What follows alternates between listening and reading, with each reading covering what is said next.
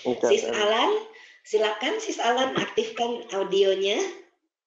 Ini Sis Alan juga businesswoman yang sibuk tapi mau mengajar dan beliau mulai sharing Dhamma sekarang. Silakan Sis. Ya, silakan Sis. Ya, selamat malam Bapak Ibu, Bro and Sis. Ya, terima kasih atas kesempatan yang telah diberikan. Ya, Sis Brenda, terima kasih ya sudah memberikan kesempatan pada saya dan teman-teman di sini.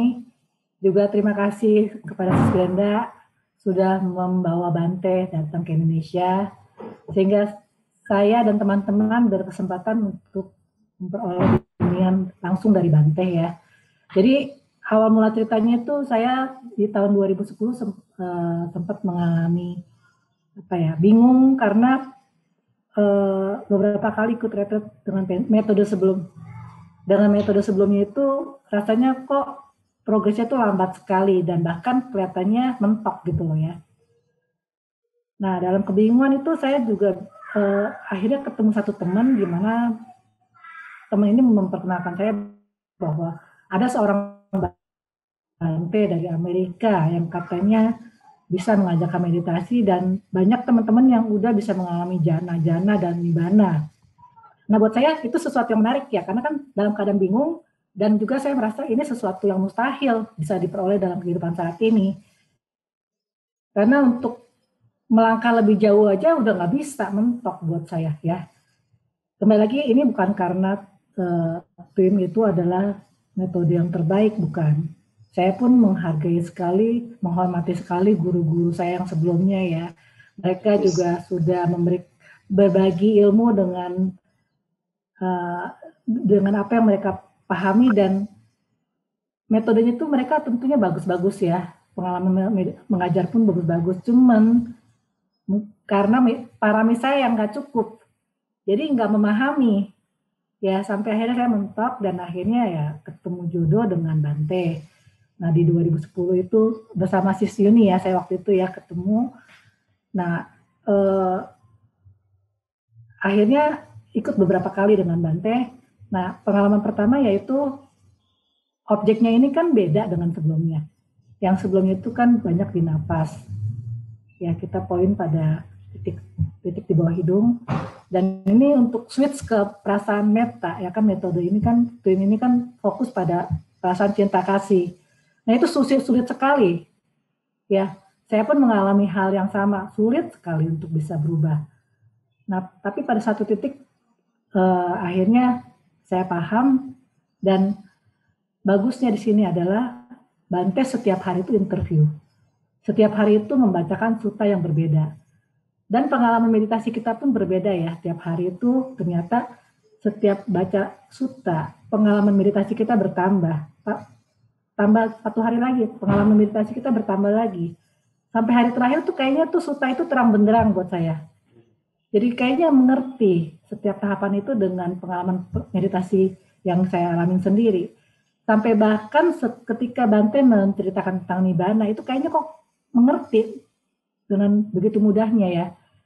Hasil yang diperoleh adalah kebahagiaan akhirnya ya, yang belum pernah saya rasakan sebelumnya. Sehingga ini membuat saya akhirnya tiap tahun itu mengikuti retret Bante.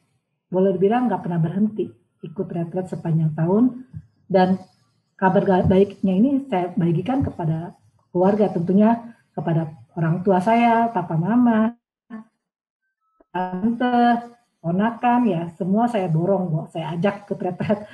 Ya, tentunya itu bukan hal yang mudah ya untuk meyakinkan mereka untuk bisa ikut. Itu pun kita perlu satu strategi untuk bisa mereka ikut. Ya, beruntung sekali mereka bisa bertemu Bante dan belajar meditasi langsung dari Bante ya, dan mengalami kebahagiaan yang membahagiakan adalah papa, tante itu sekarang ini udah rutin tiap pagi tuh meditasi tanpa harus disuruh. Mungkin lebih rajin dari saya ya. Ya memang nggak semuanya berhasil seperti mama, kelihatannya juga masih perlu parami ya. Nah, yang lebih membahagiakan lagi adalah ponakan-ponakan saya sendiri ya, yang kebetulan waktu itu baru berusia sekitar 14-15 tahun. Itu kan untuk remaja sangat susah untuk diajak meditasi ya. Begitu bicara tentang retret aja mereka pasti udah bayanginnya, wah suruh diem, nggak mungkin mereka bisa.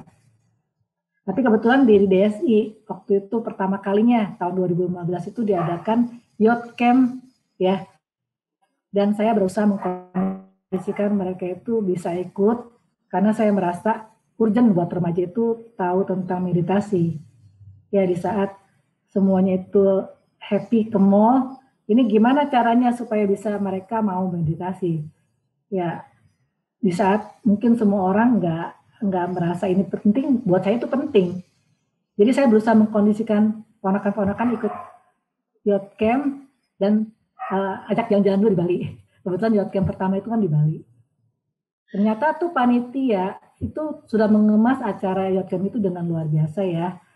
Itu di sana fun, happy, ya, kreatif lah acaranya. Dan remaja itu bukan meditasinya itu seperti dewasa, noble silent. Mereka itu tetap bisa bicara, bisa main, bisa games, bisa bersosialisasi dengan teman-teman. Pokoknya happy dan itu di luar ekspektasi mereka. Sehingga pulang dari retret di situ, waktu itu masih istilahnya retret remaja, itu mereka membawa kesan yang berbeda dengan yang pertama kali mereka bayangkan. Jadi begitu ada acara retret kedua yang tahun berikutnya itu udah nggak terlalu sulit untuk saya ngajak mereka. Bahkan mereka itu bisa berkumpul dengan senior-seniornya seperti anaknya Sisnita. Nah, dari senior-senior ini mereka itu dapat masukan-masukan, dapat sharing-sharing dari senior-senior kakak kelasnya ini, dan sehingga mereka akhirnya punya keyakinan, saya mau ikut yang 10 hari. Tanpa saya minta, dan mereka mendaftar sendiri untuk ikut 10 hari ya. Dan akhirnya mereka pun bisa ikut ya bareng, ya boleh bilang 3 generasi nih saya sekarang. Papa, mama, saya, ponakan 3 generasi ikut semua, tante. Nah itu mungkin peserta terbanyak saat keluarga ya. Dan semuanya dapatnya bagus. Semua dapatnya bagus. Ya, pulang pun mereka membawa kebahagiaan dan akhirnya timbul rasa percaya diri untuk akhirnya menjadi panitia di retret remaja berikutnya. Nah, mulai saat itu kan kita mulai ganti istilah youth camp, tim youth camp, karena kan supaya menghindari kesan retret. Kalau retret itu kan kesannya berdiam diri. Kalau ini kan youth camp gitu loh. Nah mulai saat itu ya berkelanjutan sampai dengan youth camp kelima ini, ya. Dan ke-6 tahun ini ke-6 harusnya, cuman karena pandemi kita nggak lagi ngadain yang namanya offline, tapi online. Kebetulan mendadak kita akan adakan di bulan Desember ini juga ya. Nah pengalamannya ini ya, ketika melihat teman-teman remaja di youth camp itu luar biasa sekali ya. Mereka yang tadinya datang itu dengan mukanya asem, stres, cembetut, suruh meditasi itu kayaknya susah banget. Karena apa? Selama itu kan mereka itu di wihara kan di kebaktian paling 5 menit, 10 menit. Itu pun mungkin nggak dapat sesuatu yang diharapkan ya. Nah, di sini ya kebetulan juga banyak asmen yang sudah turun tangan membimbing ya. Jadi mungkin ini DSI ini salah satu-satunya yang membuka kelas di mana para asmen membimbing kelompok demi kelompok, sehingga peserta remaja itu mendapat bimbingan yang intensif dari para asmen. Nah ini satu nilai plus daripada DSI ini sendiri.